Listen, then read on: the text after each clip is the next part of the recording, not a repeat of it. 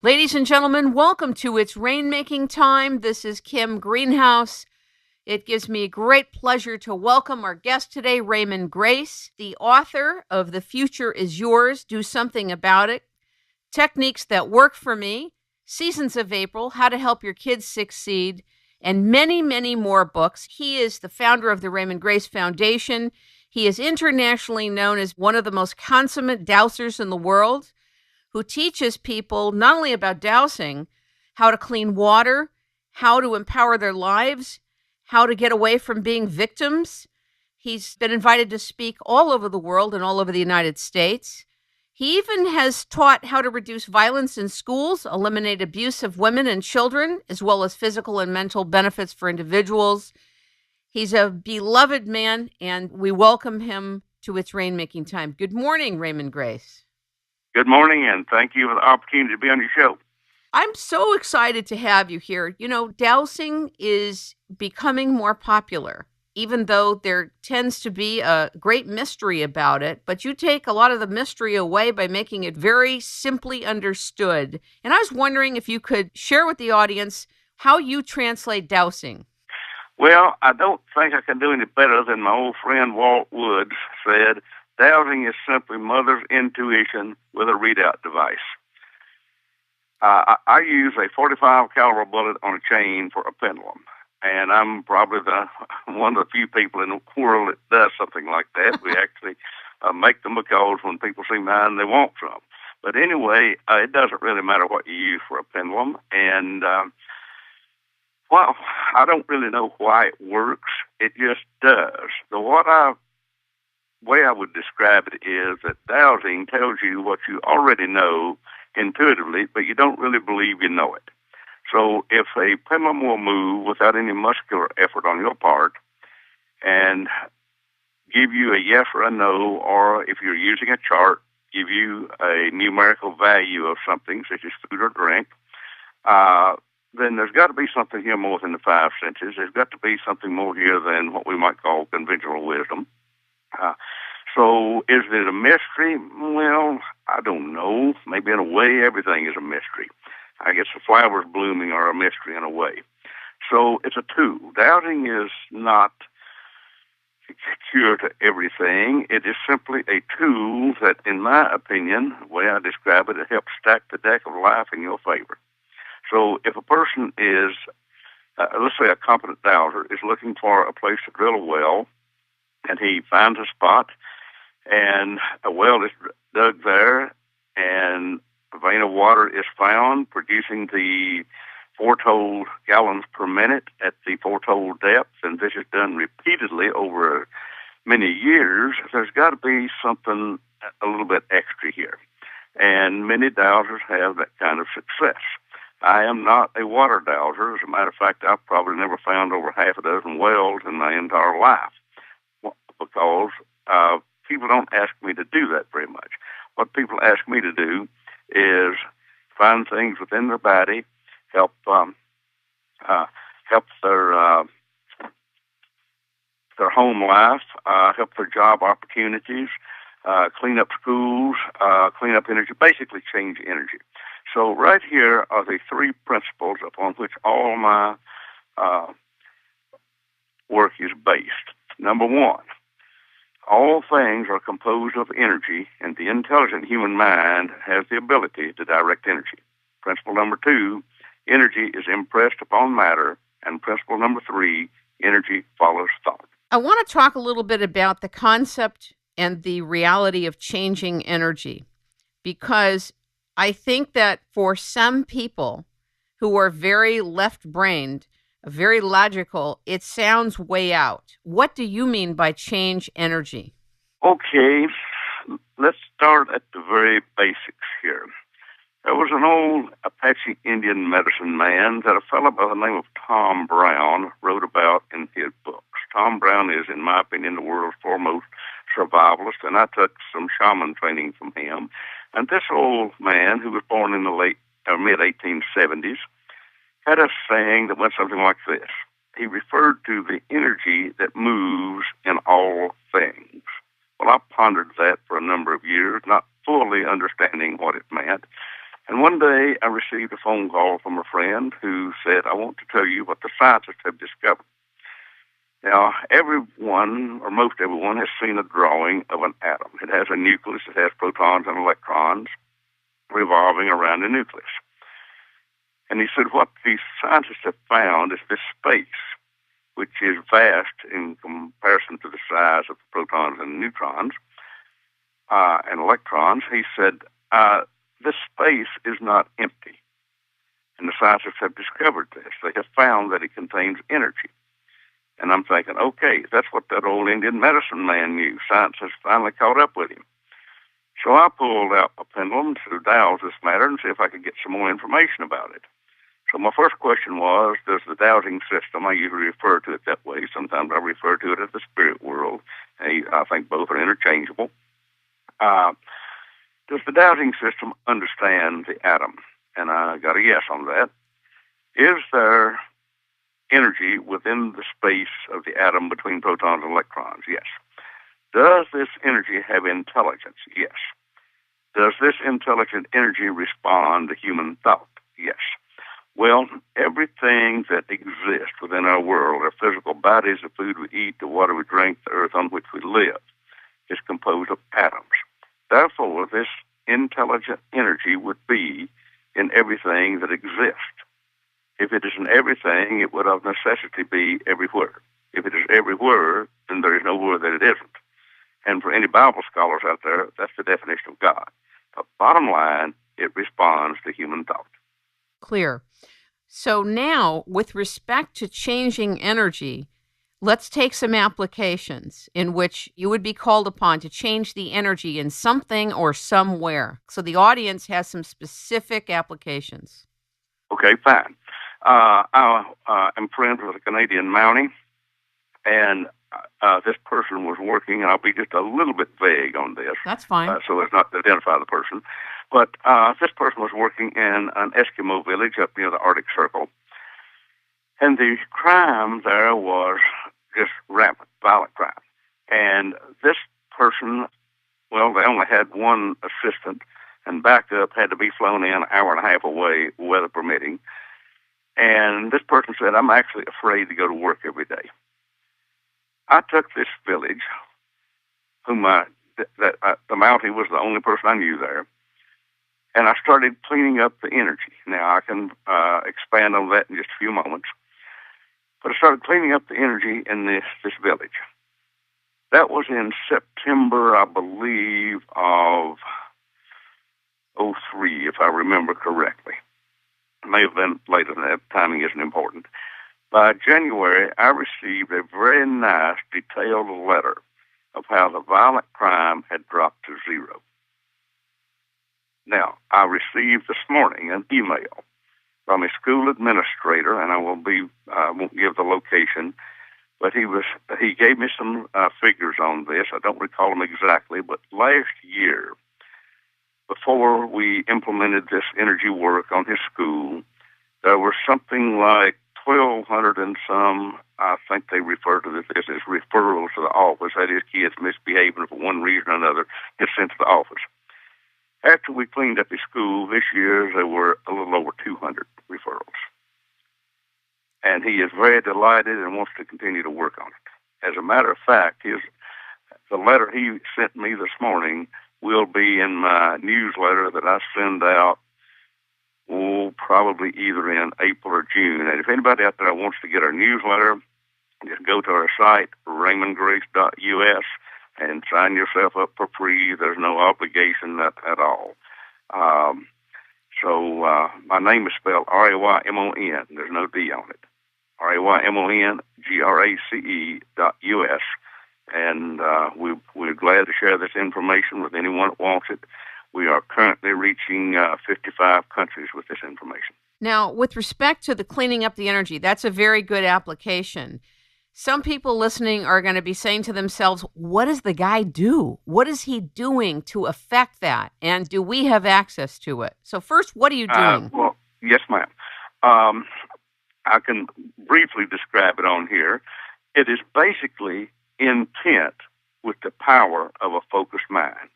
Dowsing is simply a way to achieve it. Now, can you do this without dowsing? Yes. Dowsing just helps people to believe more in what they're doing. But the real bottom line is the power of intent with a focused mind. Most people's minds just aren't focused. They're scattered all over the board. And a scattered mind does not have the power of a focused mind. The power of the human mind, well, we have barely scratched the surface. Yeah, we've done some pretty good stuff. I have been able to take arsenic out of water and have a test by the Canadian government proving this.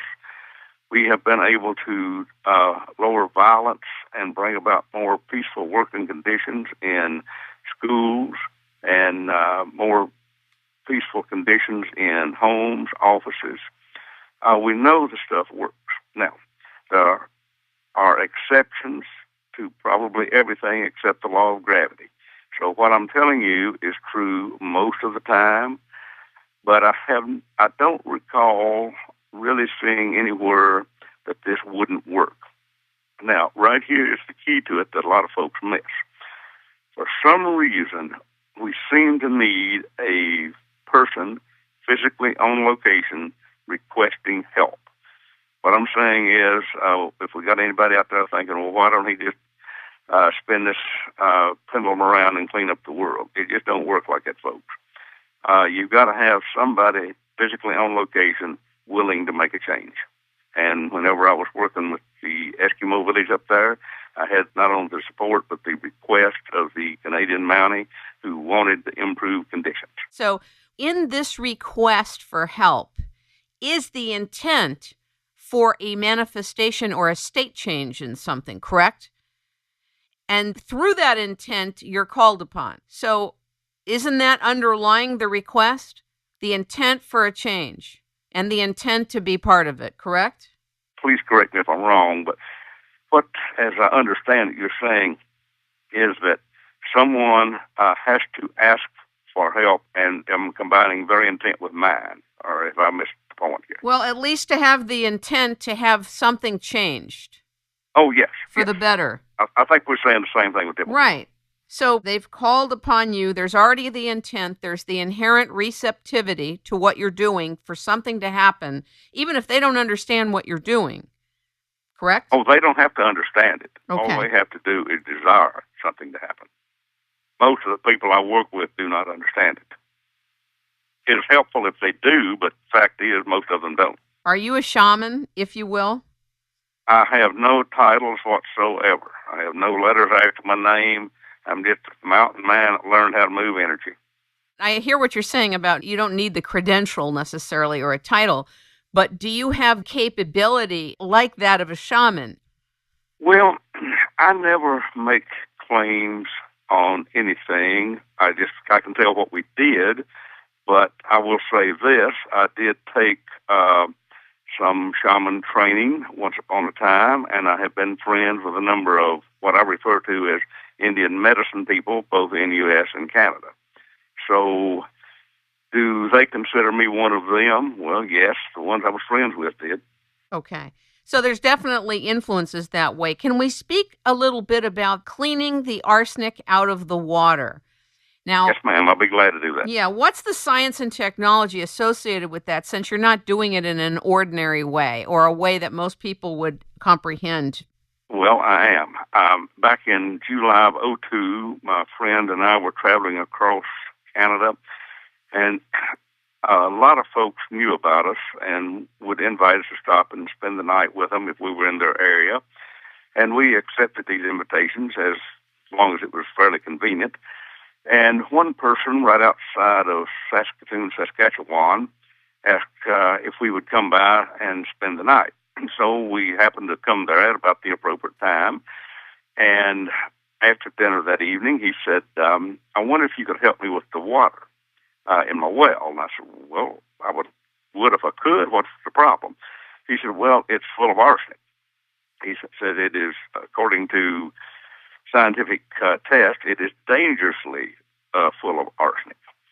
And the numbers he gave was, after running this water through the best filtering systems that can be had, it still contains 46 parts of arsenic per million. And 10 parts per million is the accepted safe level.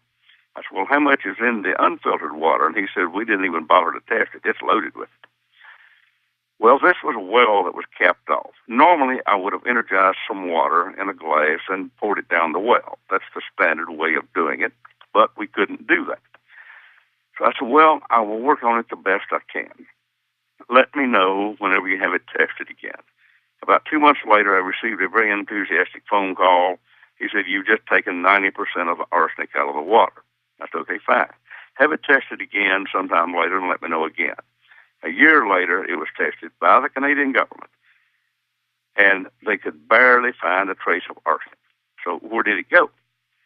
Well, I'll tell you where I think it went. My intent was to turn arsenic into water.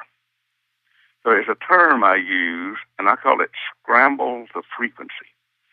And I use this for pollutants of various types, and it seems to work. See, every element vibrates at its own specific frequency. If we can change that frequency, then it becomes something else. Now, I didn't get this information through study because I have absolutely no scientific background whatsoever. I suppose 8th grade science was as close as I ever got to studying anything like this. So some of the information comes from just tuning in to what I call the source of information. You might call it your higher self, your higher consciousness, the Great Spirit, God, or whatever you might want to call it. But if we can tune into this source, then we can receive information that is not available by other means. And the first time I did this was at a well called Blue Springs, Arkansas. And I was told that this water was had been polluted due to the runoff from farming and fertilizing and livestock and so on. And I went out there. I'm going to greatly condense this story. And was sitting there. Actually, I had my feet in the water trying to communicate with the water. I'm thinking, okay, I would really like to help this situation, but I don't have a clue what to do. And all at once, I would just call it a thought. It was almost like a voice in my head that says, scramble the frequency of the pollutants and adjust them to the frequency of pure water. I did that. The water was tested sometime after that, and according to the feedback I got, I believe it was some type of environmental organization, Nature Conservancy, if I remember correctly, that tested. They said, this is the purest water we have ever tested. Wow. What I've done is made a film. Actually, on George Norrie's Coast to Coast radio show about, I guess it was 7 years ago in March, George kind of threw me a curve, and he said, we've got about 5 to 10 million listeners out there tonight. What if they set a container of water by their radio? Can you change the energy of it? And I said, well, I don't know, but I'm not going to miss the opportunity to find out. The worst I'm going to do is look silly, and that's not too important. So George asked the folks to set containers of water by the radio, and during the station break, I started working on the water. Now, by working on it, there are certain things that affect the quality of water. I've just learned this over the years, and I was working mentally to make those corrections. Now, yes, I was using dowsing on this, but I don't know if that was necessary. I think it was intent that did it, and after the station break, the folks started calling in, and the water tastes different. Some people drank it, and the aches and pains disappeared. Well, George and I have repeated that experiment 3 times, and we got equal or better results each time. So I figured, okay, if it's possible to change the energy of water where I don't even know where the water is over radio waves, we can do it with a film. So we created a film called Energized Water, and by golly, it worked. I have a lot of testimonials coming in from people on this. Now, I would really like to get into a lot of details on this. You're most welcome to. Stories, but we don't really have the time. We just got to hit the high spots. Actually, if you want to get into some of it, I've made time for you today, so that's totally your call. That's fine. All right. Probably the one that got my attention the most was in Dallas, Texas, 2 years ago. There was a nice couple there from Austin, and they said, our swimming pool literally has a brown tint to it. We will not drink the water. We buy bottled water, and we don't really want to take a bath in it, but we don't have much choice. Could you help us? I said, well, I will try. They said, now, this is just characteristic of the water in that area where we live. By the time I get home, there's an email waiting on me saying, we have the sweetest tasting water we have ever tasted, and our pool is sparkling clear. It was that way by the time we got home, which is roughly a 2-hour drive. Wow. Now this lady sponsored me in Austin the following year, which was, I guess, about a year ago in March. And she told the audience, she said, the pool is still sparkling, the water still tastes wonderful. Now, this can be done, as far as I know, anywhere in the world. I haven't cornered the market on this stuff. I've made a film showing people how to do it. I've done everything I know to do to put the word out there to show people that you can have better quality water than what you have. So we don't have all of the answers, but we have enough that we can teach people how they can have better drinking water. This is almost like alchemy and transformation directed through intent, correct? I'd say that's a pretty fair statement. People are going to be saying, what can you do to clean up the economy? Well, the economy is based on greed and control by corrupt people. Yes. You got to clean up the people. You can't wave a magic wand and make everybody prosperous. It don't happen. Right, I understand that. But let's talk about an application. There's a lot of people both here in America and outside the country. I know that you work with people about their bodies and the food that they eat and healing. Do you work with people to get more clients, to increase their business? Yes, I do. I actually created a film on that called Prosperity and Freedom because I got to thinking one day, why are most people neither prosperous nor free? Now, they may think they're free because they've been told that, but when you analyze it, it doesn't take you have to look very far to find out that they're really not that free. What they do, they have freedom to ask permission. That's not really true freedom. If you have to ask permission, you don't have freedom. So I made a film with everything I could think of about what prevented people from having prosperity and freedom. And if you don't mind, I'll give a couple of examples. Please. Back in, I believe it was 2004, when there was a claim made that there was a mad cow found in Alberta, and people panicked, and it was all in the news, and they closed the Canadian borders down to beef exporting, and people were afraid to eat a steak or a hamburger, and all the beef farmers lost a lot of money. Well, I happened to be friends with a fellow that was not only a cattle rancher, but he also owned a processing plant. And I realize this won't be of any interest to the vegetarians, but it's not about eating habits, it's about energy. So this man lost $1 million the first week. And I happened to be visiting him at the time, and I talked the matter over, and I said, you know, this is nothing more than fear. The fear that is within the mass consciousness of the people. Yes. Fear is simply a form of energy. I've been saying for years that we can change energy. Now's the time to see if it'll work. So what I did, and there's no secret on this at all, there's nothing more than what I'm going to tell you, I simply did some intent and some dowsing with intent is the best way to say it, to transform fear into prosperity and direct it to him. Within 2 weeks, he had his $1 million back, making a good profit. My other success story, he was my number one winner in prosperity for a while. I try to keep up with my winners out there. But I like to produce winners. Losers are bad advertisement. So my friend Jeff Jones in Bristol, Tennessee, and I have Jeff in the water DVD because Jeff has lived for 14 years without eating a meal. He lives on a gallon of water a day. If you want to discuss that later, we will. But right now I want to talk about his prosperity. When I took Jeff on as a project, when I first started learning a few things about this, I didn't have all the answers, but I had a few, so I never wait till I know everything. If I learned something, I try to put it to use immediately. And he was a good person. I had just had met him a little while earlier.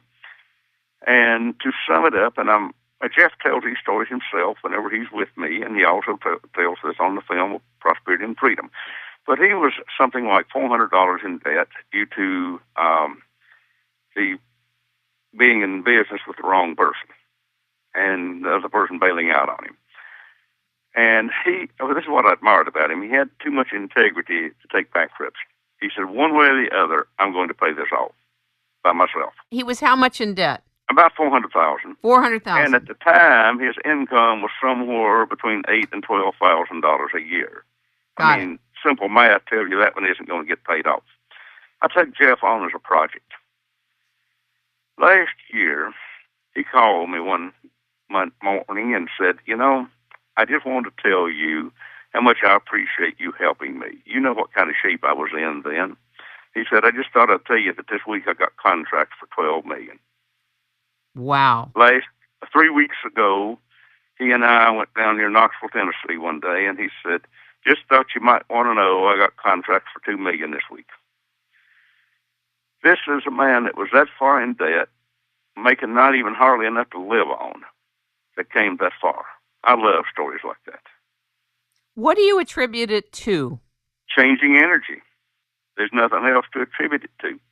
How much of it do you feel it resides with your instrument as a being, plus the tool of dowsing? Like, isn't a lot of it what you, the instrument, is doing, what your intent is, the consciousness you're applying to him and his situation? Well, it wasn't just mine. It was his, because Right. He has become one of the sharpest people I have ever taught in putting this work to use. I didn't do it for him. All I did was share the information with him and get him started. Yes, I still work with him. We work together almost once a week by phone. But he had to do something for himself. I do not want to make any insinuation that I did it for him.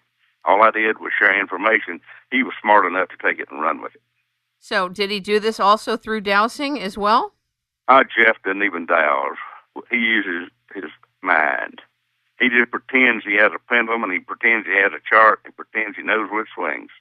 This is a man who, in his words, was the most allergic person on the planet. He couldn't even wear blue jeans because he was allergic to the dye. He was on 4 different kinds of allergy medication, taking shots at least once a month. Whenever he and I got together and I started explaining some of this stuff to him, he threw all his medication away, and in the first class he was in. Now, this is a man I had never met before. And I'm showing people how to energize a small cup of water, because at the time that was all I knew how to do. That was back in 97. He's sitting in the audience and he said, "You're changing the energy of water? You're putting energy in that water?" I said, "Yeah, I think so."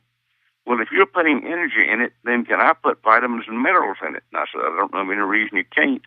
He hasn't had a meal since. It's been 14 years. Are you serious? Now, yes, all the medical professional people tell me it can't be done. I have spoken to some of the top doctors in America at their meetings. They invited me to come to speak. I took Jeff with me, kind of a show and tell. So they kept saying, "This is impossible." And I said, "Well, he does a lot of driving across America, and most of it alone. He'd probably welcome some company. Why don't you go hang out with him on a trip or so and see if you can catch him eating anything?" I hadn't been able to do it. This reminds me of the breatharians, how they breathe. You've heard of a breatharian? I've heard of them, yes. Well, basically, they use breath as their nourishment, but they don't eat food. I don't doubt it. Wow. He is the only person I know of that has done this. Now, he likes salt, and every now and then, Jeff and some of my buddies and I go to a gun show down in Tennessee, and every time we do, I take them all out to a Mexican restaurant, and I've actually caught Jeff eating a couple of corn chips. He puts salt on them. But I also see him a lot of times just put a little bit of salt out in his hand and just pop it in his mouth like that. That's pretty wild. Let's talk about healing the body and people that want to lose weight. They have too much fat on their body, or they are not feeling well physically. Everybody is clamoring to supplements and medications and running to the gym and lifting weights and the whole epidemic almost. I don't know about around the world, but definitely in the U.S. Well, it's probably more in the U.S. than other places, but let me just say I am not any authority on weight loss by any means. I'm probably not capable of talking. My time could be spent better on other things. But if you will look at older pictures, back, let's say before 1950, and maybe even before 60, there weren't many fat people back then. most of the folks were slim. I mean, there were some, yes, but not nearly what there is today. Well, we didn't have all the fast food places. Back then, more people ate at home, and there were more people that had gardens then. They grew their own food. I think we're what we eat. Mentally, we're what we think. So people are putting just way too much junk and garbage in their body, and this is what you get. My question to you is not, are you a weight loss expert? My question to you is, if people are calling you and they're ill and they would like to call upon you to help them get well, or they want to lose weight and they haven't been able to do it, can they call upon you for assistance with dowsing to find out what is the problem? In a word, yes. But I always like to be as honest and open as I can here. There's been very few people that I have ever been able to help lose weight. Now, it may be that they had some kind of a block against it. Maybe they kept eating what they were eating without exercise. That's a possibility. But let me say it and answer your question another way.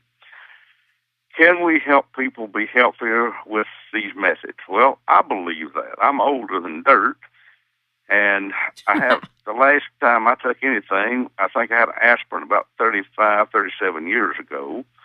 I take no medication whatsoever. I don't wear glasses, and I still run chainsaws and climb mountains and all this stuff. And so am I an authority on this? No, but whatever I did seems to be working, and I think a lot of it's in our mind. I think there's a mentality that as you get older, your body starts to break down. And if you buy into this mentality, it's going to happen. I just refuse to buy into it. But let's go another step here. I have spent several years trying to figure out what affects both humans, animals, and places. And I have a rather extensive list. I guess there's probably 60 or so items on it.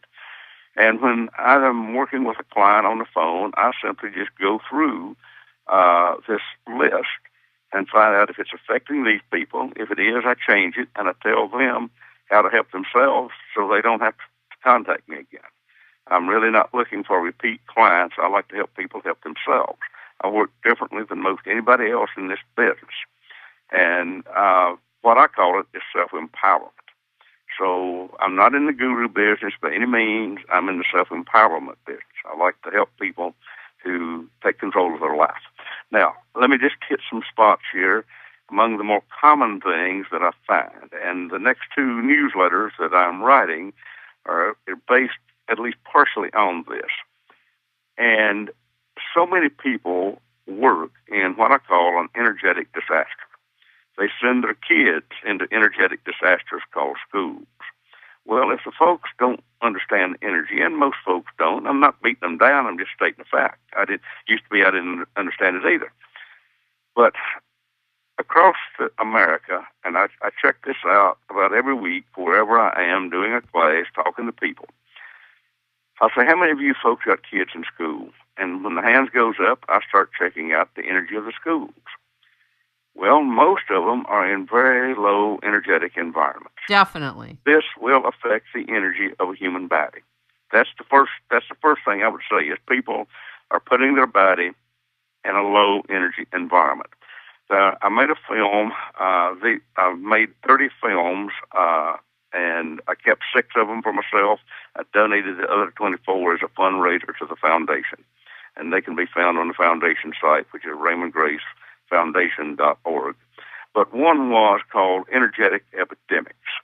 Now, we're living in a very unique time that none of our ancestors ever experienced. I have been measuring energy of the earth and of people for 13 years now, and I have seen the energy of the earth and people rise. Now, that's the ideal energy. There's a difference in what is ideal and what is. Exactly. Most people are not ideal. But the energy has risen about 650%. Okay, when I contact a client, or they write me, and I don't take phone calls. They send their phone number, and I call them. But the first question is always, what is their energy level? And then, if it's real low, I will go through this checklist to find out why it's low. So let me just rattle off just a few of them. One is working in low energy environment. Another is you can measure literally anything with dowsing. And these are things that the medical profession apparently doesn't know and that folks just don't seem to think about. But you can measure how much love is in a body. Now, you can do this with an animal also. I was working on a behavior problem for a dog last night, and I said the dog didn't feel loved when it was born, or the pup didn't. And the man writes back, and he said, "It's strange you'd pick this up because there were 15 pups, and this one sure didn't get much attention." Wow. Well, that affects the energy of a person. I find this in humans, at least once a week. Another is each body part has its own unique energy and intelligence. Now, I've already explained that everything is made of atoms, and each atom has an intelligent energy that responds to human thought. So cells are composed of atoms, tissue is composed of cells, organs are composed of tissue, and all combined form a human body. So I can give you good odds that if you have a body part, I don't care if it's a kneecap, a thyroid, a heart, a lung, a liver, or whatever, if it's hurting, not functioning properly, giving problems, I can bet you that it's not happy, it has no love, and furthermore, it doesn't want to live. There is literally an epidemic of human bodies on this planet that don't want to live. That's now, some profound. people realize it and some don't. I mean, I don't pull any punches. I just tell the people that. I said, look, I'm not telling this to scare you. I'm not telling it to hurt your feelings. I'm just telling you because it's true. Your body's lost its desire to live. Most of the time, the response is, I kind of felt that. I think that's incredibly astute and revelationary. Let's say somebody's calling you on the phone about their body and let's say organ systems, digestive problems, whatever it is. And you do the dowsing and it's obvious that person is not happy or that body part is not happy. How do you then change the energy? Okay. Everything, since everything is energy, love and happiness are simply a form of energy. Yes, they're an emotion, but then again, every thought is a form of energy. Your brain emits charges of electricity for a lifetime. These charges of electricity are forms of energy. They can be directed. So all we do is invite in the spirit of love and spirit of happiness into their body, and not everybody will feel it because not everybody is sensitive, but the majority of people that I talk to on the phone that I have never met before, that are hundreds of miles away, will feel an energy shift when I bring the spirit of love and the spirit of happiness into their body and raise their desire to live. And the way you keep your desire to live up there is simply thank your body every day. Look, if every body part has its own intelligence and its own emotions, I have an old hillbilly way of saying things. Your head is listening while your mouth is talking. And I tell people in class, if you have arthritic knees, do you really think they're going to get better because you cuss them? No, they ain't. They might get better because you thank them. That's very astute.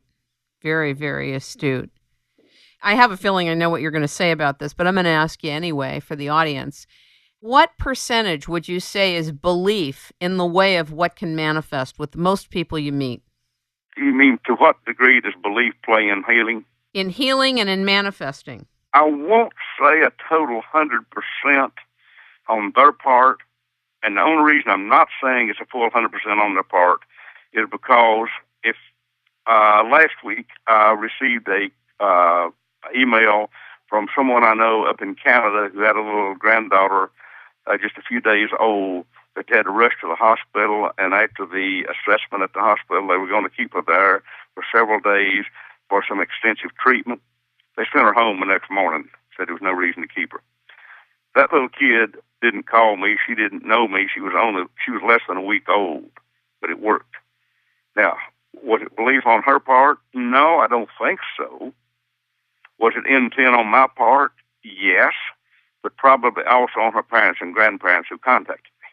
My old friend, Chief Two Trees, an old Cherokee medicine man, quite well known over in the mountains of North Carolina, learned a lot from him. He had a saying. He says, what I do for people might help them 10%. What they do for themselves will be the other 90%. Well, that's very humble. I'd say the same thing, yeah. What is your perspective on collective intent being directed very specifically toward an outcome? I believe in it. It's what I call pooling our mental resources. Illustration I used to give on this, if my truck got stuck in the ditch, I could push on it, I couldn't get it out. So I get a few of my friends to push one at a time and don't get it out. I could have the entire population of the state of Virginia push one at a time and still be stuck. Get 5 people pushing all at the same time, you'll get it out of the ditch. Okay.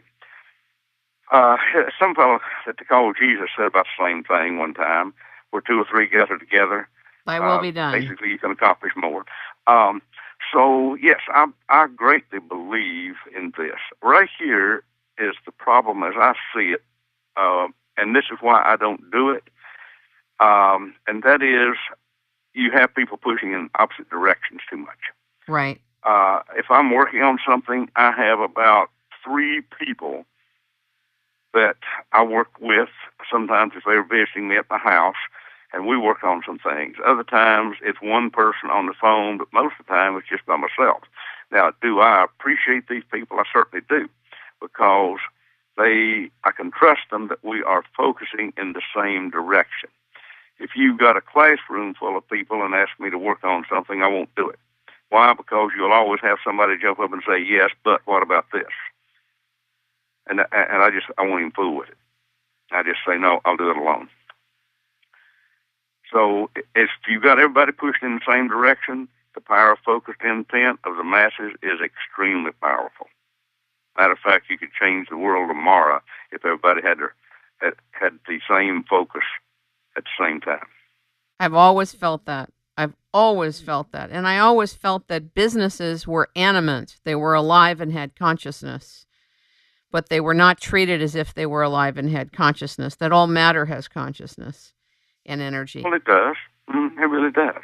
Now, I'll give you another little story here. About a year ago, I believe, I know it was summer down in Australia, and the Australian Dowsers sent me an email along with a picture of dry lake beds. And they said, we have a prolonged drought down here. Could you help us?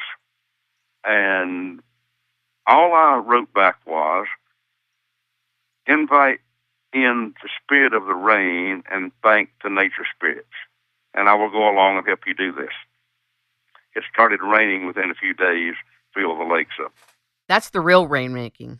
Yeah. That's what rainmaking really is. You invite in the spirit of rain, and you invite in the spirit of what you would call the divine. Yes, and it worked. And I don't know, I don't think they've got a real big group of dowsers down there, but it don't take a whole lot of people.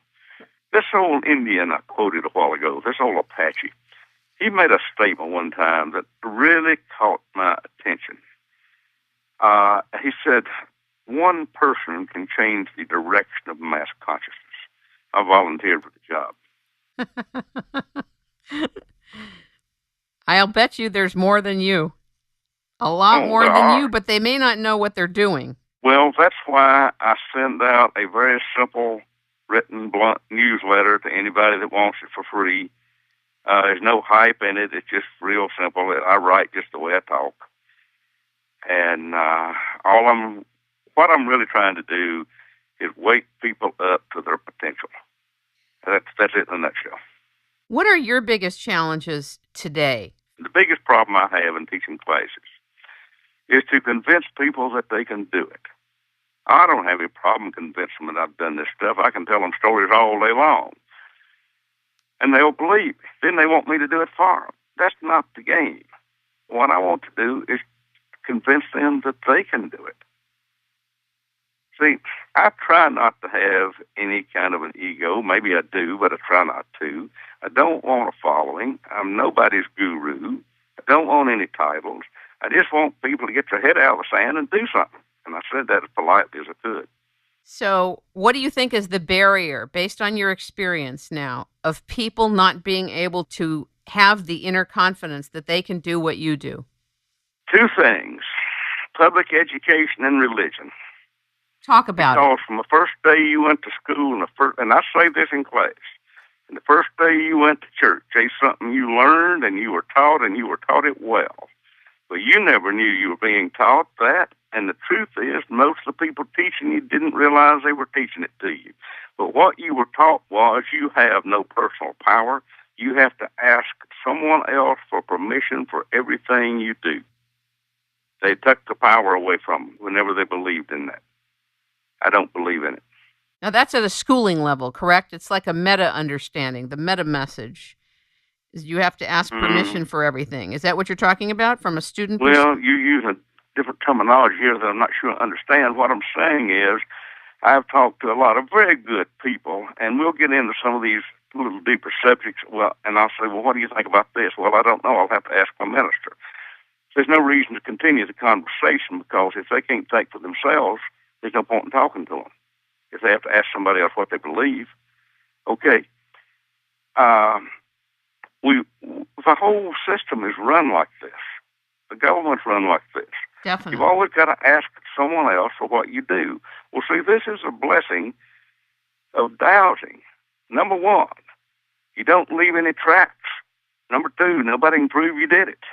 You just see what needs to be done, and you do it. You don't ask questions. You just do it.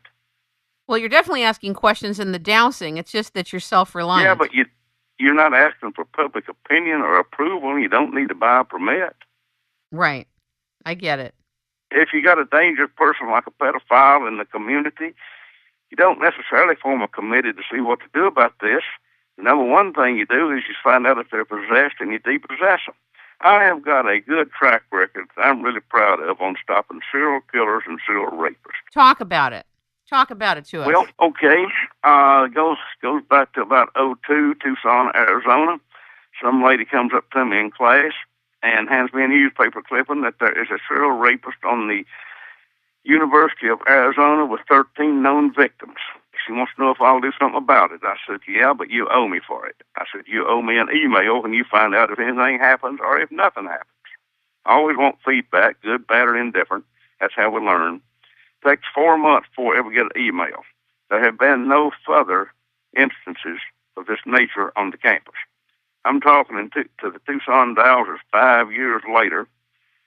The lady stands up in class, introduced herself because I'd already forgot her name, and she said, there have not been another instance since you did this. Wow. This is not the only case at all. I teach people how to do this. Let me tell you what else can be done, and I'm really trying to get this out. I'm going to do an article on this one these days for long, and that is we have excellent success at stopping wrecks on highways. Now, this gets a little far out, but you can handle it, and I hope the audience can. But there are certain spots along roadways that wrecks occur for years, and people get mangled and killed and so on. Well, according to the feedback I get, and that's all I've got to go on any of this stuff, whenever we clean up a spot, the wrecks stop. Now, I have a friend up in Pennsylvania, Ken Bloom, and I talk about Ken and Jeff Jones. I talk about people that do things. I talk about the winners that we've helped out. And there was a spot on the Pennsylvania Turnpike, and I don't know where it was. I didn't even ask, but there was a fatality there almost every week. I mean, quite often. Been going on a long time. Ken cleaned the place up. It was 6 months before they ever had a fender bender. Wow. I mean, we know this stuff works. It may not work every time perfectly, but overall, it works.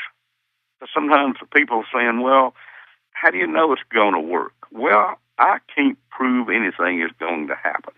All I can do is do the work that we know how to do and then observe the results. And that's it. If I waited until I had all the proof and all the evidence and all the knowledge, I would have never done anything. Because I don't have that yet. Probably never will. But you just use what you've got, the best of your ability, and you'll get results. One of the things I really like listening to you is that you're results-oriented. You're interested in the feedback of what happens, and you're tracking it. You're paying attention to what works, what doesn't, and it's not just out in la-la land. You're grounded about it. I really like that. I tell people there's only one reason you should believe what I have to say, and that is if it produces results. Right now, for example, there's a lot of people that are getting prompted to move from where they're living. They don't feel like they're in the right area. And dowsing is something that can be used to identify what's optimal for them. How would it be used for something like that? Okay, I'm so glad you asked that. Now, let's just tell you, the listeners out there, that we did not uh, prearrange these questions. I didn't have a clue what you were going to ask. No, none of my in guests the do. newsletter that's coming out in March, it'll be out probably by the second week of March or so. So you got plenty of time to sign up for it. I've included in that one a letter received last week from Alex Hernandez, an 18-year-old student in Kentucky, who attended my class with his family. And the parents showed up first, and they said, "Would you go out and have supper with us tonight?" Now, these folks drove all the way from up in Kentucky over into North Carolina, where I was teaching last summer. Said, "Would you go out and have supper with us tonight, because our kids want to meet?" And the kids were, I believe, 14, 16, 18, something like that. And I said, "Well, yeah, if you want me to go." And they said, "Well, our kids have your DVDs memorized. They watch them all the time." I said, "In that case, I definitely want to go with you." Well, I did a class just for kids in Kingsport, Tennessee, back before Christmas. These people got up and left at 4 o'clock in the morning to drive to be there. I mean, that is the kind of dedication I like to see. When I see things like this happen, I go out of my way to make sure these people got enough information. Well, what happened in the letter that the boy writes, they were in California, they knew they needed to move, and they used dowsing to find the state, the county, the locality, the street, and the house. Wow. And found it. Not only that, these kids took on the school to clean the school up. And they did what I hadn't thought of. They programmed the water in the water fountains, because they noticed hardly anybody was drinking the water. Probably didn't taste good. And city water is, it's not good quality anyway. We can talk on that in just a minute if you like. But these kids changed the energy level of the water in the water fountains and started noticing kids are filling up the water bottles to take home with them. Very exciting. So these are the kind of people I like to work with. Very, very exciting. Please read that newsletter when it comes out, because you got it in his own words. I didn't edit one word out of it. First of all, kids are so great to work with. They're so open and receptive. They don't know they can't do it. Yeah, exactly. Well, let me tell you what happened, Kim. I was talking to someone who works for environmental quality, because our foundation supports a cleanup here in the county of cleaning up rivers. And we have cooperation of a local college, the sheriff's department, and other people that we get out on a cleanup day and maybe clean up 5 miles of river. We got all pictures and all that stuff on our foundation site. That's one of the things that we do. And I want to talk about the second project here in a few minutes, about stopping abuse on women and kids. But we're getting involved to a degree, not as much as we'd like, but we're moving. We're getting there, of getting people to clean up water and to clean up the schools. Life can be so much better than it is if we will just make an effort to make it that way. So that's what these kids are doing. 3 kids are cleaning up schools. And this morning I get an email from a school administrator who's cleaning up his school. It's spreading slow, but it is spreading, and it's making a difference. How exciting.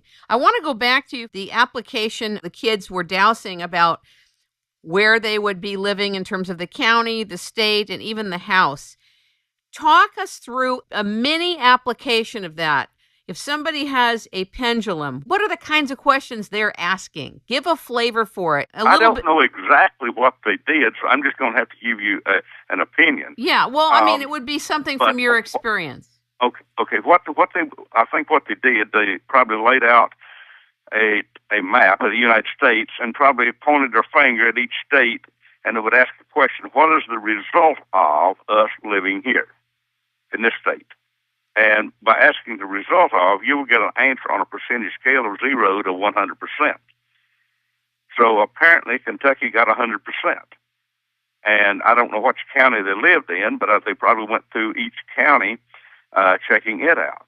Then when they got to the county, they got a county map, probably off of the computer, and checked out the town. Then they probably got a blow-up of the town to check out the streets. I can't really speak for them, but Sure. that's the logical way they would have done it, because that's the way I had taught people how to find someone. I found a runaway girl one time by doing that method, by using a topo map of the state of Virginia, and I even got to the within a quarter of a mile of where she was. So much of the dowsing is not only in the intent, but in the line of inquiry. It's in the questions that's being asked, which is very critical.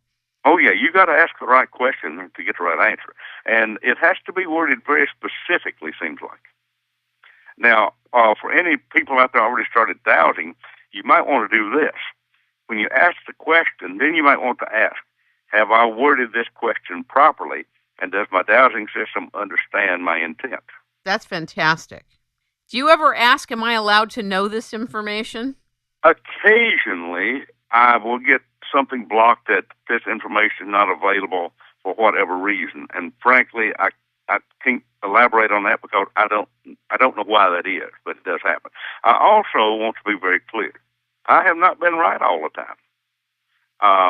Because whenever I tell success stories, people form an opinion, well, he's right all the time. No, I'm just right most of the time. So That's I never fair. like to give any impression that I'm infallible or anything like that. It's just, like I say, it stacks the deck in your favor.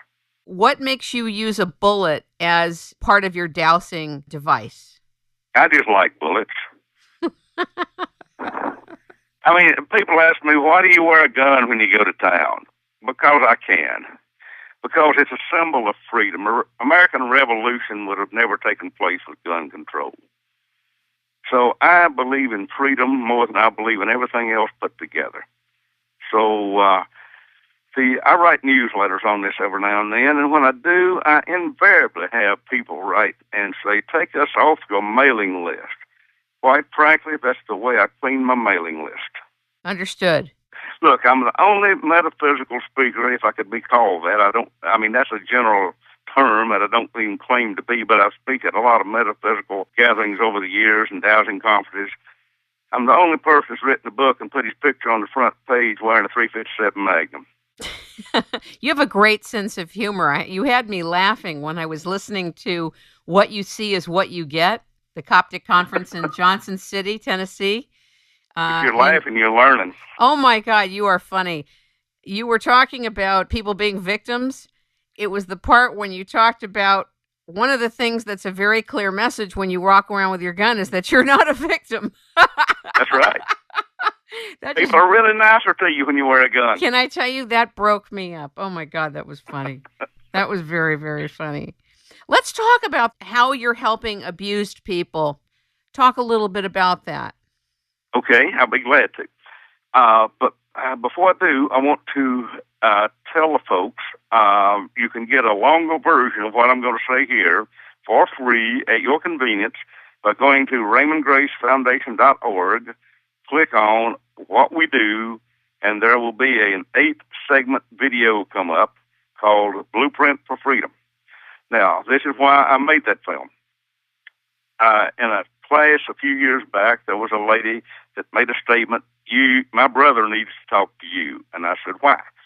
He is the CEO of a foundation that works with torture victims. He would like to expand it to work with human trafficking. Now, I knew so little about this matter that I didn't even know what human trafficking was. I thought it was people riding a Greyhound bus or a taxi cab. I didn't know it was slave trade. So I had to explain that to me. I said, well, tell him to call me. I'll talk to him. So one day I get a call from Europe, and I picked the fellow's brain a little bit, and as to what causes this, and I just try to get some information. How prevalent is it? Where is it the worst? And so on. And after the conversation goes on a few minutes, I said, well, look, I am willing to help you, but I do require feedback. I'm not going to charge you anything. I just want to help you. So where would be a spot that I could work on for you, and you would be able to determine if anything had happened? And he gave me the name of a small country over in the Middle East, and I won't disclose. He said, we have a number of people observing what goes on there. And he said, this human trafficking goes to the highest level of government, and you really can't trust anybody. I said, well, I don't need anybody to work with to trust, so I'll just see what I can do. Let me know. Well, 2.5 months later, his sister calls me. I never heard from the man again. Frankly, I think I scared him, but I really didn't mean to. All I really wanted to do was help him. But the message I got was that the human trafficking in that one particular little country had decreased dramatically, and those that were observing it they didn't know why. They didn't know what was going on. Because I asked this fellow, what is your organization doing to stop this? He said, we're observing it, monitoring it. I said, but what are you doing to stop it? We don't know how to stop it. I said, well, give me a shot at it. Well, the feedback I got encouraged me that this stuff works. Well, I thought it would. I just didn't know if I could make it work in an area that big with people that hadn't even asked for help any more than talking to the CEO. But I thought, well, we'll try it. And it worked. I think, okay. I was asked if I could go over there and teach. And I said, no, I have no desire to go over there. I don't travel to foreign countries. And it's expensive for them to come over here, so the most economical way to dispense information is to film it or record it, as we're doing here today. I mean, I want to thank you for giving me the opportunity to say this to all your listeners out there. So we filmed it, and we called it Blueprint for Freedom.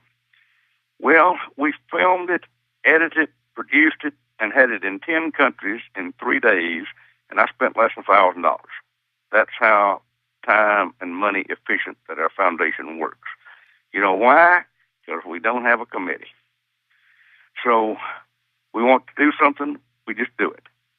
And I was having a meeting one day with some bankers, and they want to know what I did, because I showed up at the meeting wearing a gun belt. Some lady said she was a little uncomfortable with it. I said, don't worry, ma'am, you'll get used to it. Everybody else does.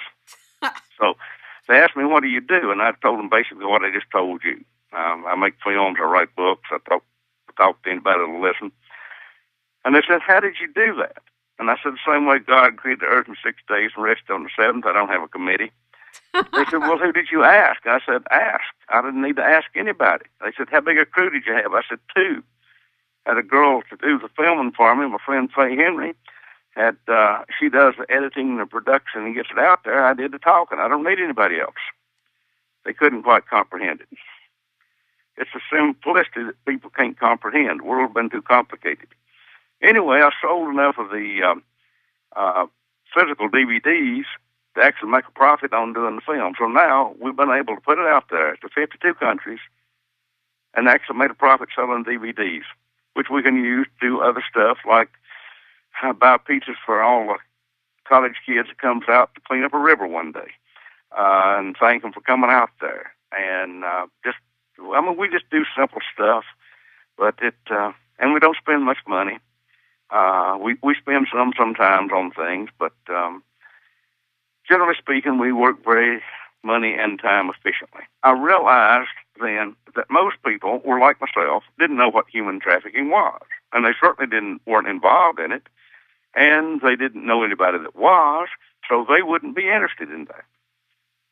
Now, I don't mean to be rude, but frankly, the general public does not connect the dots very well. And I realized that they would not realize that the same factors that contributed to human trafficking was the same factors, identical, that contributed to schoolyard bullies, sexual harassment in the office, abuse in nursing homes, jails, and hospitals. It's the same thing, it's just applied differently and in a different place. The only difference is there you're not selling people, it's just people getting abused. Okay, but the underlying principles are still the same. So that's why I had to refilm it, and I said in the film what I just said. And this is the way it works. We figured if we could create a film that could change the energy of water sitting in front of a TV set, which we have. Matter of fact, I got the word back from Sedona, Arizona, that it cleaned up an entire aquarium, a big aquarium in the house. When they finished playing the film and looked in the water in the aquarium was crystal clear.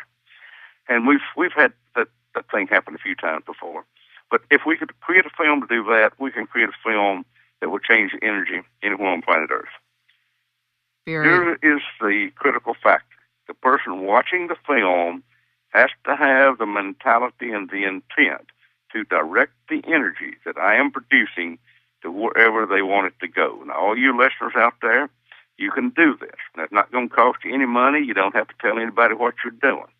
Simply go there to RaymondGraceFoundation.org, click on what we do, and as I work, as you watch this on your computer, write down the name of a battered women's shelter, a hospital, a jail, a nursing home, a school, whatever's important to you and your family.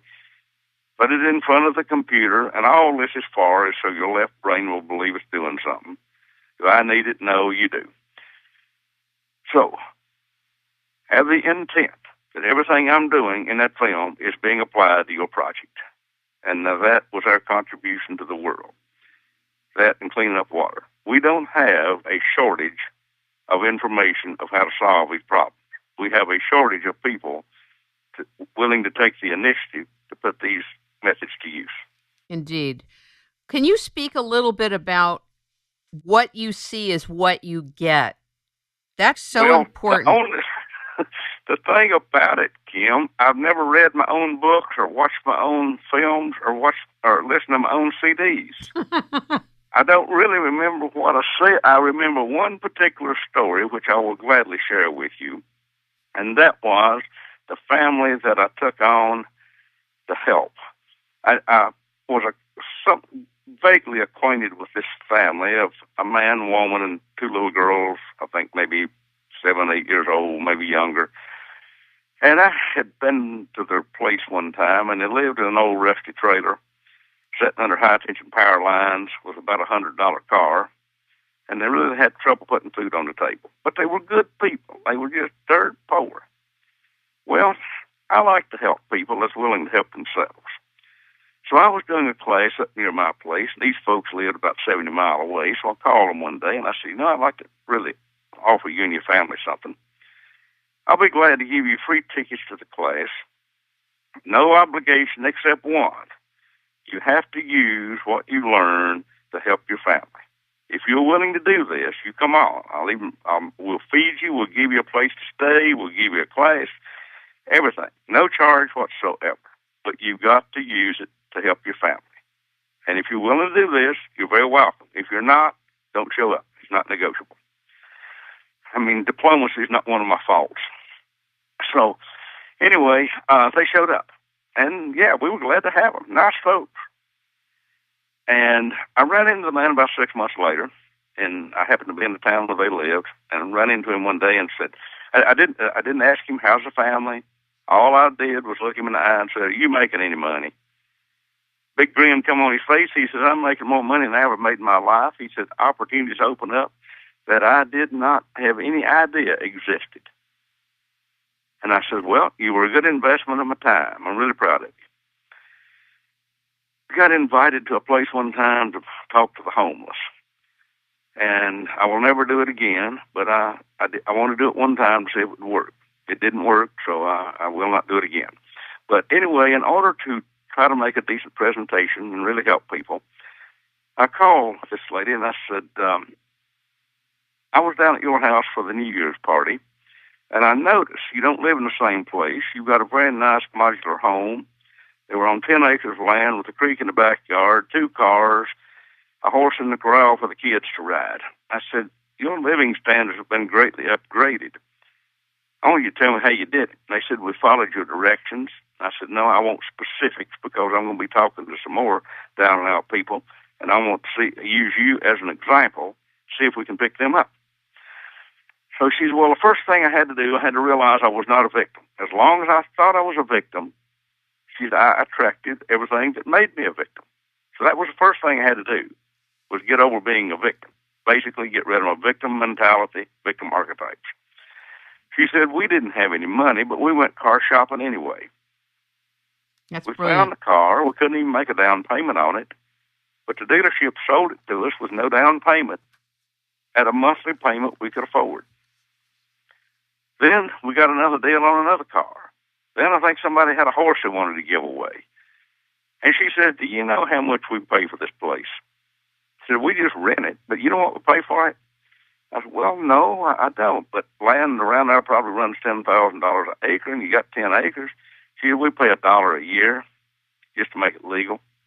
The folks moved away and wanted somebody to watch the place, so for $1, I believe it's $1 a year, we pay $1 a year, $1 a month, whichever it was. That's what we pay. This is a classic description and example of manifesting. Absolutely fantastic. Fantastic. When are your classes? Where are your classes? Are you teaching again? There's a schedule. I'm still working on getting this schedule together this year. Go to Raymon Grace .us, and there's a schedule there. And it sometimes changes. Sometimes I get invited somewhere really quickly, and they've already got a group together. And then sometimes we, for one reason or another, need to cancel a class. But when we do, we take it off the site. Anyway, that's my schedule for the year. It will continue. We'll probably work through October this year. In the way that you energize and clean water and environments and schools and work with people in their lives, can you clean the government? I haven't been able to do it on a large scale. I have in some places, and I have to be discreet about this. I really can't tell you where on the air, but one sheriff sent me word one time. He said, since you cleaned up my office, I can finally hire somebody that can pass the drug test. He said, before I couldn't even get an applicant that would pass. There was another sheriff in another county called one time and said, are you working on corruption? I said, yeah, I'm trying. Why? He said, I kind of thought so. He said, I can see it making a major difference. And says it goes to the state level. There is another state that a senator asked if I would clean up the state senate. And I said, I'll be glad to do that. And the governor made a statement saying, what in the world has happened? We haven't elected any new people. But last year we argued all the time. This year we're getting along. Something definitely has happened. Do you find that when law enforcement or people in political circles call upon you for help, they don't want anybody to know that they're calling upon you, that they want it kind of quiet? Yeah, in most cases that is true. And it has to be very discreet? Yes. Not only that, it's the same thing with the email I got this morning, which I put in my future newsletter. I did not use the man's name nor the location. Correct. So, yes, I always protect these people because I appreciate what they're doing and what they're trying to do, and I do not wish to cause them any kind of problem at all. Don't you find it's encouraging that law enforcement and governors and senators and people in political circles are opening up to this vis-a-vis to you? Yes, I find this extremely encouraging. But here again, Kim, we are living in a time where you're going to see a lot of changes like this. See, I've been in this business since 1973. Now, that's when I first got exposed to this type of thing. And then I took it and run with it. I have studied mind development. I have studied and taught some shamanism. I used this stuff to develop some healing methods. And then what really was the turning point was when I learned dowsing. I found I could incorporate all these things together. It's really a fast track, isn't it? It really is indeed. Now, I can teach so much more now than I could when I started teaching 20 years ago. I would say I can probably cram as 5 times as much into a weekend class as I could in 1990. And how many people are usually in your classes, Raymond? Oh, I don't ever get a whole lot of people. 10, 20? No, I won't hardly do one for 10 unless they're right here at home. This weekend, I did one, and it was mostly, I did this one kind of as a service to the community, really, of just inviting in some local people. It was like to introduce them to, basically introduce them to an alternative way of thinking. the word got out, and I had 8 people show up, and I did this in a place that has 2 stop signs. There's not even a traffic light, not even a gas station in town. Wow. And they came from as far away as Austin, Texas. I think I counted up 8 states. People from 8 states showed up. Let's talk about droughts. You know about the drought in Texas, since you're mentioning Texas. I know about it, and I don't doubt that human intent can change this. I don't claim to have all the answers on this by any means. But let me just tell a story here. Please. My daughter April was getting married in June, and as soon as she told me that the wedding was going to be outside, I had a feeling we're going to get rain. And I said, April, you need a backup plan. She said, you're it. So, sure enough, it was raining that. And I got on the computer, looked at the weather radar. There was a major rainstorm coming this way, just would hit about the time of the ceremony. Well, now, we've had a light rain about most of the day. It's still raining. I go out there, and I talk to the spirit of the rain, and I take the belt knife off, and I split the clouds, and just for good measure, I take a double bit axe and stick in the ground. That's a trick I learned from my old friend Chief Two Trees. Well, we parked the cars almost a quarter of a mile from where the ceremony was going to be, down by the riverbank. And, matter of fact, Kim, if you'll remind me, I'll send you pictures of it. I'd love it. All you got to do is ask, and I'll email you a whole bunch of them. Well, anyway, we walked down there in the rain, and as soon as the people came in and sat down, we had 100 plastic chairs sitting out there, they noticed something. They see raindrops falling in the river 20 feet in front of them. It's falling in the hayfield behind them, but it's not raining where they are. That's great. Until some dummy comes along and pulls the axe out of the ground. And my brother happened to see him, and he yells at him, put the axe back, and the goofy character didn't realize where he met, so my brother had to take it away from him and stick the axe back in the ground, because when he pulled it out, it started raining. So when my brother put the axe back in the ground, the rain stopped. Now, this is a trick I learned from my old buddy Chief Two Trees many years ago. He told a story about baling hay, and he said there was a storm coming up, clouds and coming in, thunder and lightning, and the fellows working for him said, Chief, it's going to rain. We better quit here. This hay's going to get wet. He said, nah, keep on working. We're going to make it. He said, the time we got the last bale of hay he said the rain had already crossed over the mountain, thunder and lightning all around us, and all the farm help said, Chief, rain is going to come. It's going to get the hay wet. All the hay is going to rot. No, boys, don't worry about it. Go on home. Come back in the morning. We'll put the hay in the ground, or in the barn. He said the next morning, they came back in the hayfield and said it rained on all 4 sides of the hayfield, but not a drop fell on the hay. I said, that's really interesting, Chief. How'd you do that? He said, I stuck an axe in the ground. I said, you may have laid the wisdom of the universe on me, but I don't get it. What's an axe got to do with it? He said, oh, you got to have a double bit axe. One blade goes in the ground, one blade goes up to split the clouds. I've told that story all over North America, U.S. and Canada, and I have gotten a lot of stories back of people that have used this trick to stop the rain and stop snow and hailstorms and everything else. Again, it's simply a tool that causes your left brain, the logical side of your brain, to believe that you're doing something. There was not one bit of difference in that axe stuck in the ground and me using a bullet pendulum.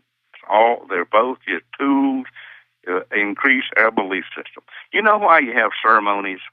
Now, I'm not making fun of anybody that does ceremonies. I've done them myself, probably might do some more.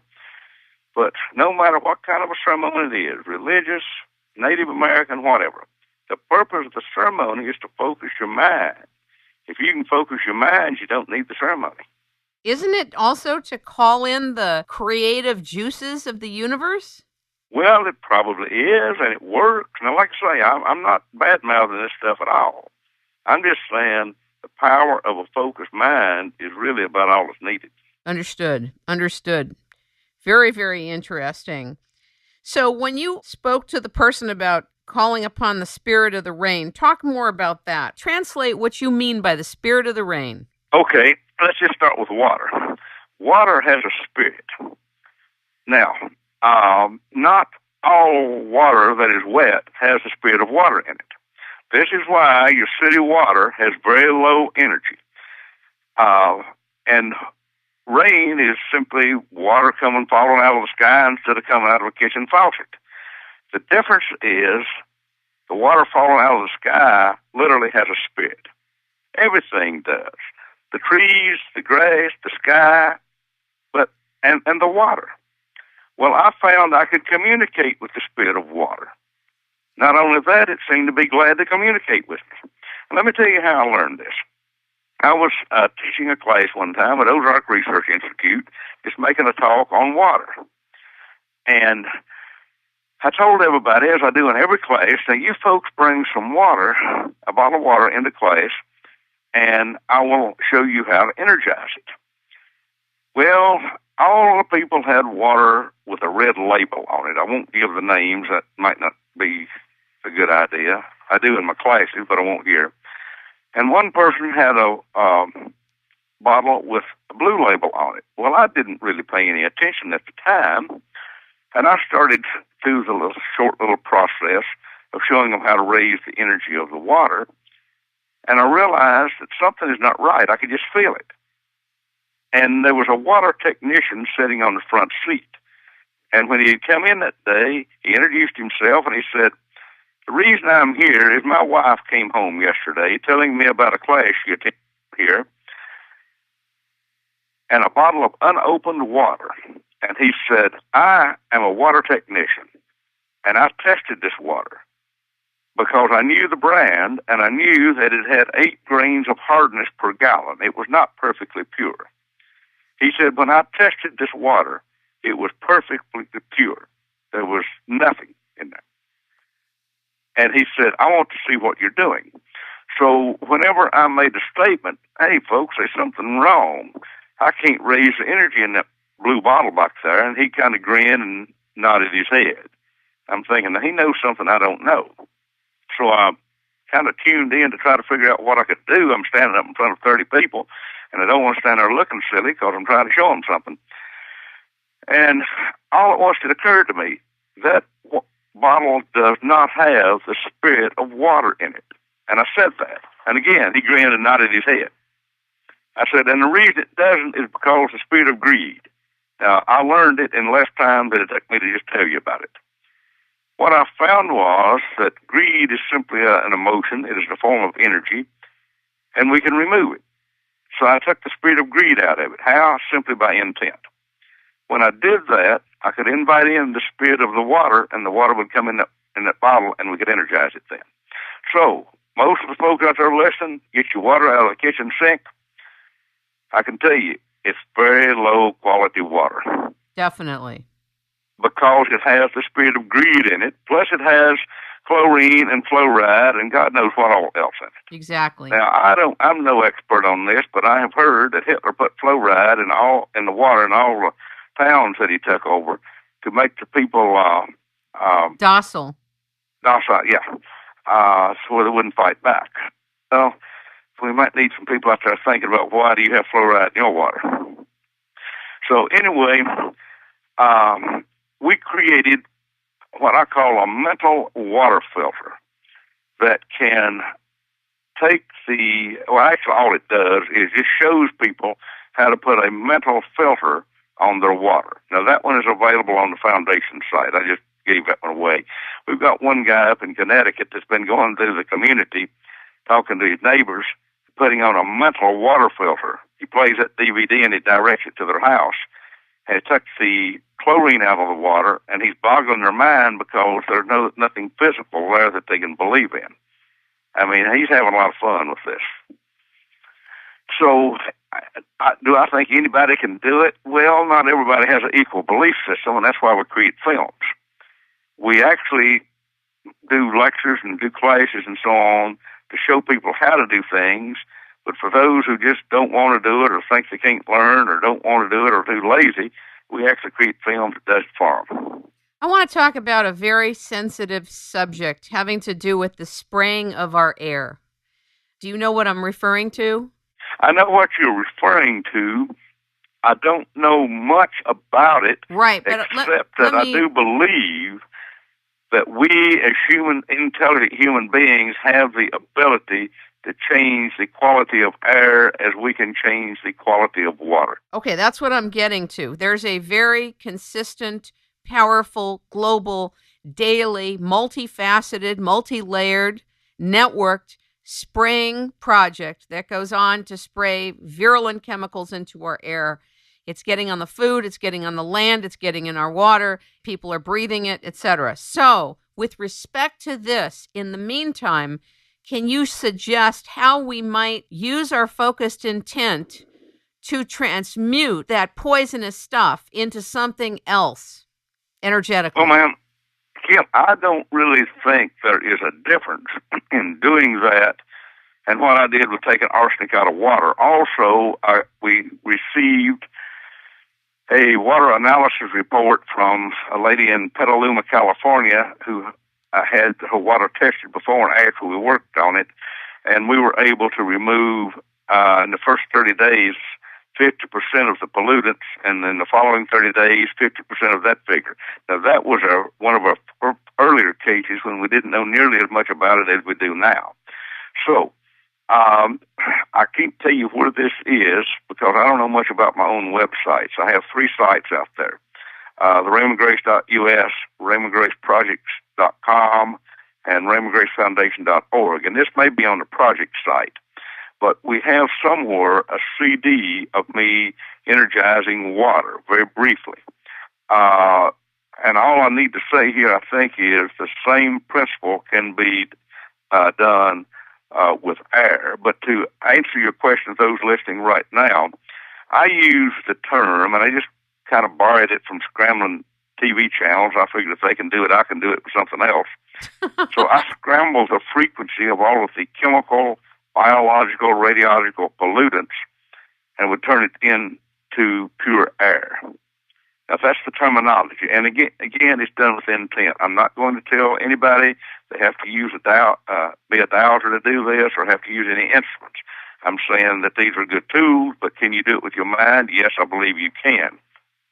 Now, and I recall a situation several years ago in California where there was a room in a house that was real musty. It was abnormally hot in the summer, abnormally cold in the winter, and just not good quality air.